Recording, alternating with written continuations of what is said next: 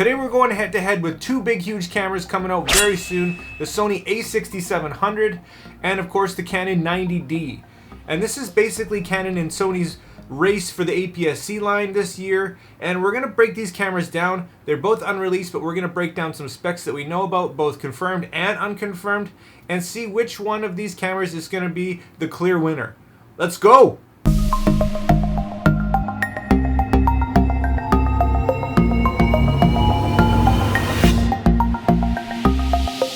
Alright, well let's just dive right into it. Let's compare these two cameras, and if you haven't already guys, make sure you hit that like and subscribe button. So let's look at the major differences between these ones right off the bat. Obviously one of them is a mirrorless, one is not. And I think that was one of the questionable decisions by Canon. In a shrinking DSLR market, I think it was just kind of a weird choice. They ditched the 7D line and haven't answered with a sports or wildlife or fast shooting camera. And that's kind of weird, and it doesn't really look like there's anything in the works right now. Next is Ibis. The A67 rumored to have it, 90D not so much. And I don't know what's going on with Canon and Ibis, but they just seem to be against it in every regard, mirrorless or not. It's crazy.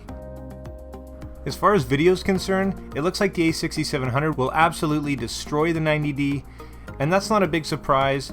The 6700 rumored to have 4K 60, whereas the 90D doesn't even have AF in 120 1080. Canon really needs to get it together with video, and this camera better have 24 frames per second, that's all I have to say. Next, the autofocus in the A67 no doubt will be equal or even better than the A6400, which is really hard to believe because it's absolutely incredible, where the 90D apparently has the same 45-point autofocus from basically 1999, or might as well be. Sure, it's going to be better than previous years, but given what they already have in some of the other cameras, I don't understand why they didn't just include something just a little bit better. So of course the autofocus is going to be a lot better on the 6700, but also shooting speed. It's not even in the same universe.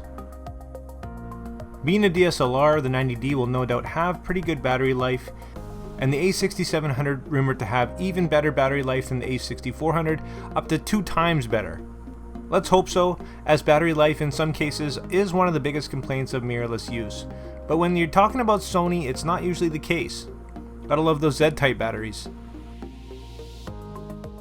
The 90D is said to have a nice 100% optical viewfinder coverage, and the A6700 is said to have the same AVF from the A7R4, which would be incredible.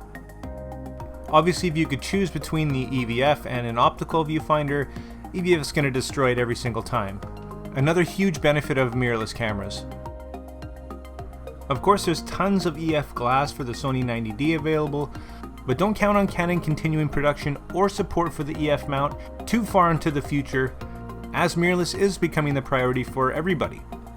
EF glass is very affordable compared to the new RF system. The A6700 is of course the Sony E mount, and as popularity grows, expect lots of new lenses to keep coming out. Finally, let's talk price. The 90D is set to come out at $1,200 American dollars, and the 6700, although is not in stone, should be around $12 to $13. There are a few more things to keep in mind, of course, like size and weight, in which of course the A6700 is going to be a lot smaller and a lot lighter, as well as the glass.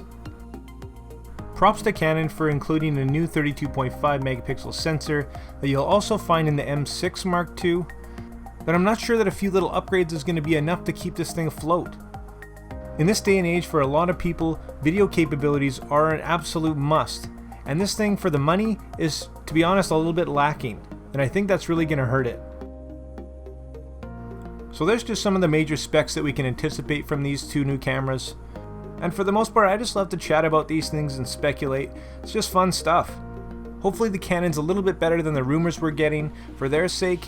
And either way guys, I'm a fan of both of these companies. I've shot with both for a long time, but I'd really like to know your thoughts on these two and which one you're excited for, if any.